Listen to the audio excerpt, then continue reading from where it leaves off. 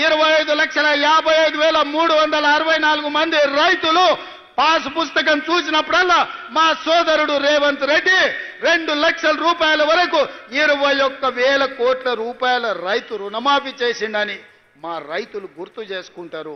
ఈ విధంగా చెప్పుకుంటూ పోతే 50 లక్షల కుటుంబాలు ఇవాళ 200 యూనిట్లు ఉచిత కరెంటును ఈ రోజు పొందుతున్నాయి.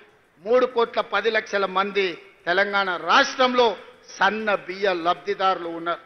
వీళ్ళందరూ గుర్తు చేసుకున్నప్పుడు ఆ సన్నాసులు సోషల్ మీడియాలో చేసే తప్పుడు ప్రచారం నాకు ఒక లెక్కన అని చెప్పి ఈ రోజు మీ అందరి ముందర నేను చెప్పదలుచుకున్నా.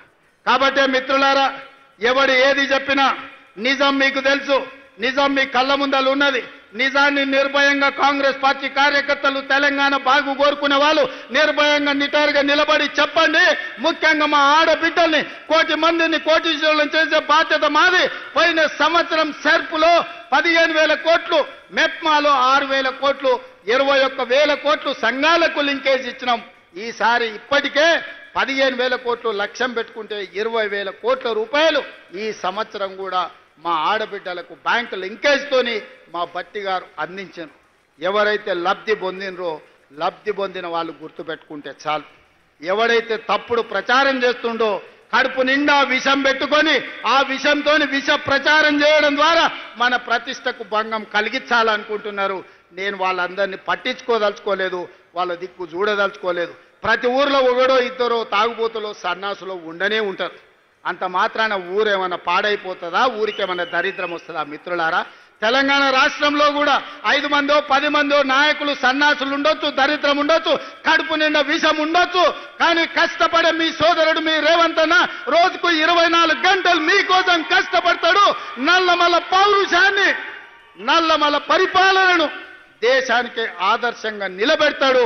ఈ రాష్ట్రాన్ని అభివృద్ధి పదం వైపు నడిపించడానికి ఆశీర్వదించి అండగా నిలబడ్డందుకు మీకందరికీ మనస్ఫూర్తిగా ధన్యవాదాలు తెలియజేస్తూ మీ అందరి దగ్గర సెలవు తీసుకుంటున్న మిత్రులారా, ధన్యవాదాలు.